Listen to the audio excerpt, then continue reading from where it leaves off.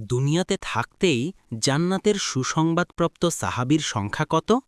ক ১১ জন, খ ১২ জন, গ ১০ জন, ঘ ৯ জন।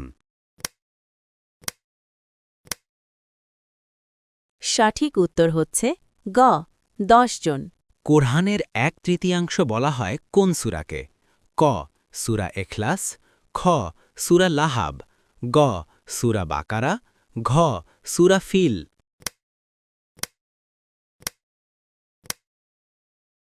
সঠিক উত্তর হচ্ছে ক সূরা ইখলাস। জান্নাতি নারীদের সর্দার কে হবেন? ক হজরত খাদিজা রাদিয়াল্লাহু আনহা, খ হজরত আয়েশা রাদিয়াল্লাহু আনহা, গ হজরত মারিয়াম আলাইহাসসালাম, ঘ ফাতিমা রাদিয়াল্লাহু আনহা।